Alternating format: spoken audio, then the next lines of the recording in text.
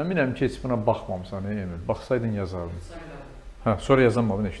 Birinci sadələşdirək hələ. X kvadratı çıxılsın 9. 3x çıxılsın 9.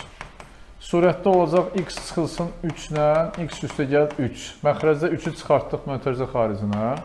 X çıxılsın 3. Bunları ixtisar etdik. Nə qaldı yerdə? X üstə gəl 3 bölünsün 3. Bunu da ayrı-ayrı kəsədə yazsaq.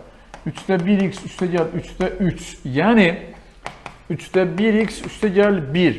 Bunun ibtidai funksiyasını axtarırıq. İntegral 3-də 1x üstə gəl 1 dx. İndi 3-də 1x-in integralı 3-də 1 əmsaldır. Bundan işimiz yoxdur. X-in integralı x kvadratı bölünsün 2. 1 integralı x üstə gəl c. O zaman indi belə yaza bilərik. Fx bərabərdir. 6-da 1 x kvadratı üstə gəl x üstə gəl c. Yəni D variantı.